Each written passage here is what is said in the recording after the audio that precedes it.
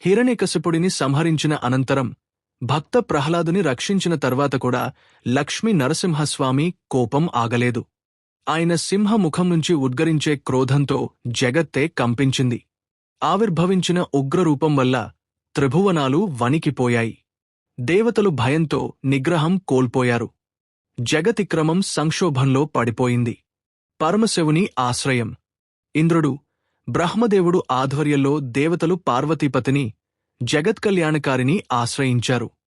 బ్రహ్మదేవుడు ప్రార్థించాడు, ఓ మహాదేవ, కాలాన్ని, సృష్టిని నియంత్రించే పరమేశ్వర, నరసింహస్వామి రూపంలో ఉన్న శ్రీహరివారి కోపాన్ని క్రమబద్ధం చేయగల శక్తి నీదే. ఆయన త్రిలోకాల్ని కాల్చేస్తున్న ఆవేశాన్ని ఆపగలవాడు నీవే. శివుడు లోతైన తపస్సులోకి వెళ్లాడు. తన మూడవ కన్ను నుండి ఆయన ఉగ్రరూపాన్ని సృష్టించాడు. శరభం. ఇది సింహం, పక్షిరూపాల కలయిక. అత్యంత భయానకమైన శక్తి. నరసింహుని కోపాన్ని కూడా అదుపులోకి తేవగలది. భూమి మరియు వైకుంఠ మధ్య ఉన్న ఒక శూన్య ప్రదేశంలో నరసింహస్వామి మరియు శరభరూప శివుడు ఎదుర్కొన్నారు. నరసింహుడు గర్జించాడు, ధర్మాన్ని రక్షించే నన్ను ఎదుర్కొనేది ఎవరు?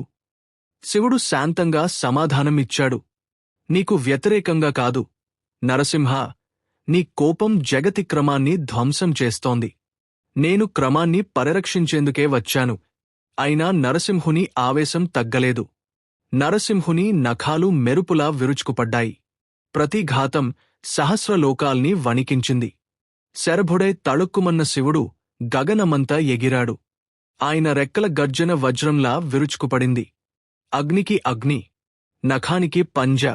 పర్వతాలు కరిగిపోయాయి. సముద్రాలు ఉప్పొంగిపోయాయి. నక్షత్రాలు కాంతి కోల్పోయాయి. కాలమే స్తంభించిపోయింది. త్రిలోకాలు భయంతో స్తంభించాయి. భక్తుని ప్రహ్లాదుని పిలుపు. అచ్చట ప్రహ్లాదుడు ప్రత్యక్షమయ్యాడు. చేతులు జోడించి అశ్రువులతో అరిచాడు, ఓ ప్రభూ, మీరు ధర్మాన్ని రక్షించేందుకు పోరాడారు, కాని వినాశనం కోసం కాదు. నరసింహుని నేత్రాలు మరొకసారి ప్రహ్లాదునిపై పడ్డాయి. ఆ కోపపు నిప్పు క్రమంగా మసిగా మారింది. శివుడు ముందుకు వచ్చి శాంతంగా పలికాడు, ఓ నరసింహ, రుద్రుడు, విష్ణువు వేరు కాదు. మేమిద్దరం ఒకే పరమసత్యానికి రూపాలు. నరసింహుడు శివునికి నమస్కరించాడు. శివుడు ఆశీర్వదించాడు.